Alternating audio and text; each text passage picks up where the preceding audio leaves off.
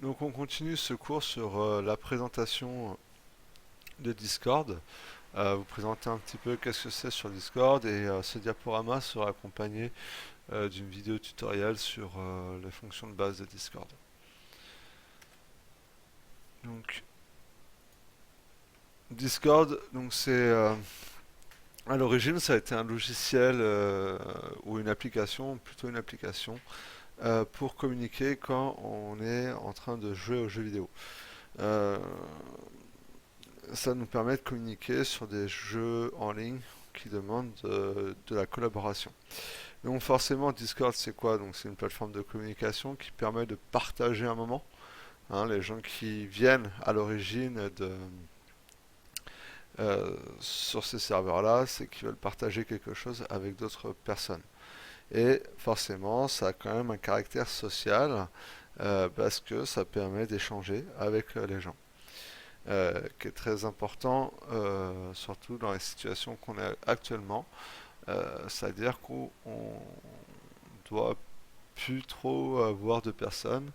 Donc ça peut être aussi un moyen, ce Discord, de pouvoir rester en contact, de communiquer et d'échanger. Les possibilités sont nombreuses sur Discord. Donc déjà, forcément, le travail de groupe. Vous pouvez faire des cours en live avec les jeunes. Donc ça, je vous montrerai comment on lance un cours en live. Euh, il faut juste pas dépasser la limite de 50 utilisateurs en même temps, il me semble. Ils ont rehaussé le taux depuis qu'il y a eu le coronavirus. Hein, Discord, avant c'était limité à 15 personnes et ils l'ont monté à 50 personnes. Et le transfert de documents, transfert de données, on peut travailler en collaboration comme vous allez faire tout à l'heure. Euh, et on peut s'échanger des données. Mais attention, c'est pas comme sur Moodle, la sécurité de ces documents-là ne sont pas viables. Ça sera toujours des copies, des brouillons, des travaux, mais pas de documents définitifs. Donc voilà, je vous expliquerai pourquoi. L'avantage, c'est que quand vous aurez fini votre cours de travail, vous pourrez le supprimer.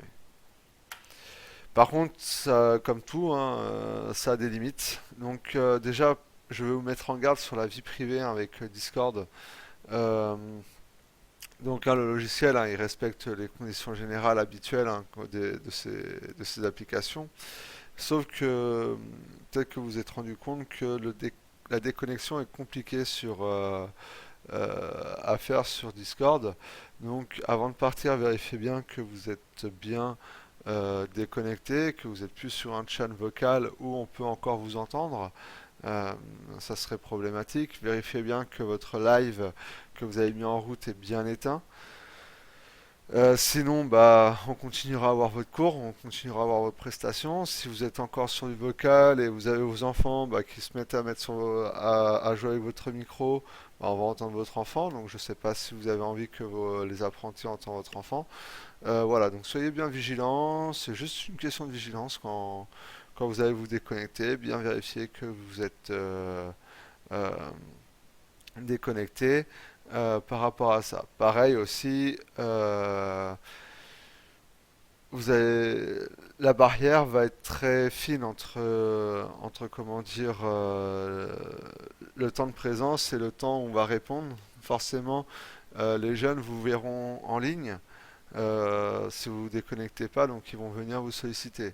Si vous voulez pas être sollicité, parce que c'est votre droit après les cours, déconnectez-vous ou mettez-vous en mode invisible pour pas qu'on vienne vous déranger.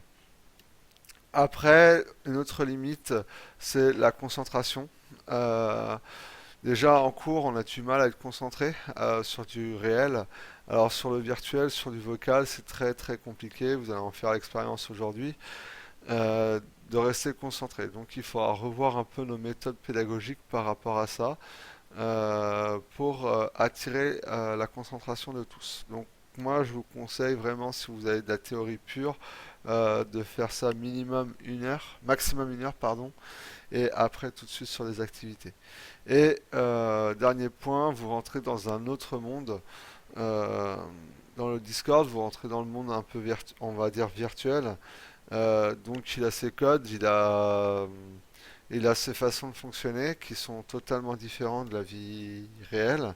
Donc, ça sera une adaptation à faire entre les deux.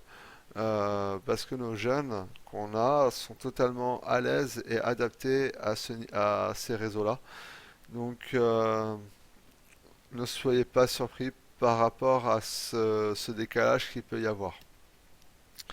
Et le risque que des apprentis risquent d'être plus familiers avec vous, plus proches dans le langage que vous l'avez peut-être en cours, ne soyez pas surpris. D'accord?